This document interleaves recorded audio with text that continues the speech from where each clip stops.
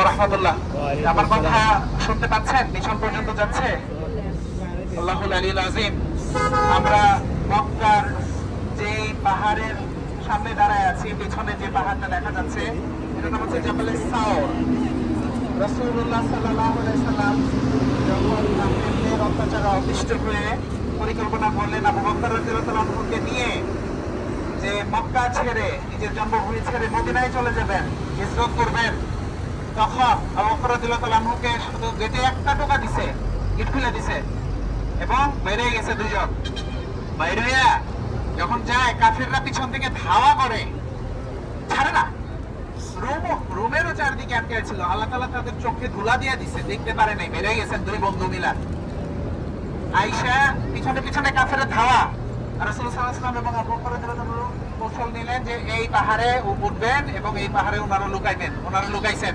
বিখ্যাত ঘটনা আপনারা জানেন যে পাহাড়ের ভিতর লুকাইছেন, ওইখানে আয়েশা মাকড়সা জ্বালা বাঁধছে। মাকড়সা শুধু জ্বালা বাঁধে নাই, কবুতর আয়েশা আন্ডাও পারছে, যাতে কাফের আয়েশা দেখা ধোকা খাওয়া যায় যে না এটা তো অনেক পুরনো জায়গা, মাকড়সার কি আর নগদ নগদ জ্বালা বাঁধবে, আবার ওইটাতে কবুতরও ডিম দিবে, এরকম আল্লাহর হুকুমে এটা হয়েছে। কাফেররা ঠিক ঠিক আসছিল ওখানে আয়েশা, তারা নক করছে, চেষ্টা করছে, দেখছে, পায় নাই খুঁজা। রাসূলুল্লাহ সাল্লাল্লাহু আলাইহি ওয়াসাল্লাম আবু বকর ওখানে ছিলেন। এখানে আর একটা বিখ্যাত ঘটনা, অবশ্যই এটা দিল নরম করার জায়গা। দেখেন কত কষ্ট করে দিন প্রচারের জন্য, আমার আপনার শাফায়াতের জন্য রাসূলুল্লাহ সাল্লাল্লাহু আলাইহি ওয়াসাল্লাম। এখানে আর একটা বিখ্যাত ঘটনা, ঈসা আলাইহিস সালামের জমানার সময় একটা সাপ দোয়া করছিল যে ঈসা নবী এবং আল্লাহ রাসূল করছিল যে আমি যাতে, জিন ছিল অ্যাকচুয়ালি, আমি আল্লাহ রাসূলের শেষ নবীরে দেখতে পারি। ওই পাহাড়ের গর্তে ছিল। আবু বকর তার দোস্তের জন্য জায়গায় জায়গায় যে কাপড় নিয়ে আসছি না আমরা, কাপড় টুকরা টুকরা কাপড় দিয়া, গর্ত ছিল অনেকগুলো, সাপের গর্ত দেখলে বোঝা যায়, বন্ধ করে দিছিল।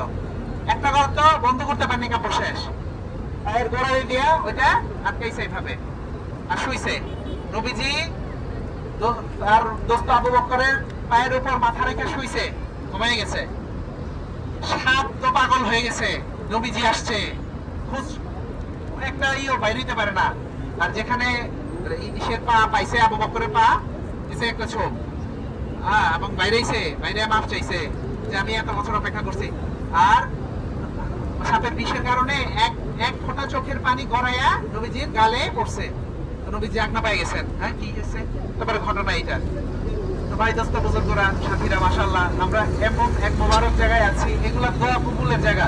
আমরা জিয়ারত করবো ইনশাআল্লাহ, আমরা দোয়া করবো ইনশাআল্লাহ, দিল থেকে যার যার ইনশাআল্লাহ আমরা দোয়া করবো ইনশাআল্লাহ। এরপরে আমরা যেমন নৌরো যাবো ইনশাআল্লাহ, এই যে এই উপরে অংশ ইনশাআল্লাহ, এখানে নিচে থেকে জিয়ারত করবো।